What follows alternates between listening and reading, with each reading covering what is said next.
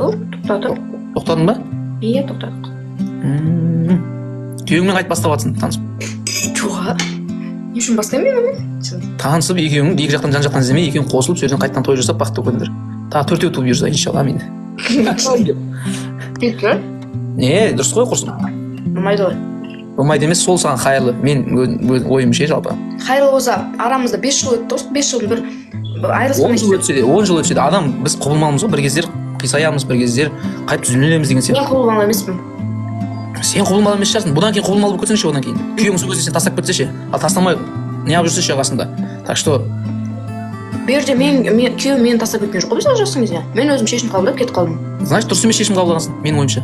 Бізге жай ғана еріккен ұрыс, бір-бірін қызғанышпен ондай айырылыспағанбыз. Вот измена шығар енді ары кетсе патология сол шығар.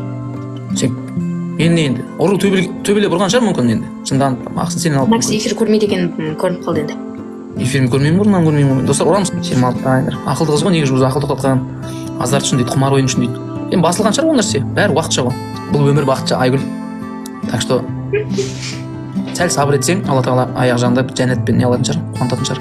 Бәріміз иншалла. Так что азғантай өмірде бар ғой, ұрыс керіспен басқа бай өткізгеннен гөрі наслаждайтесь. Мотиватор номер 1 деп не ашып қоямын ғой деймін, иә? Мұса Бауыржан дегенде мотиватор номер 1 деп. Батыл ойнаған әрқайсымыз сөйтіп көңілін ашып сөйлесіп.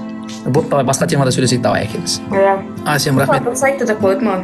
Достар, ол причем тут өз әкесіне жетпейді. Ол факт, то, что мен білемін, кез келген адам өзінің әкесіне жетпейтін. Мына бірақ бала қай уақытта бақытты, әке-шешесі бақытты болған уақытта бақытты ғой. Сен не ма, Айгүл?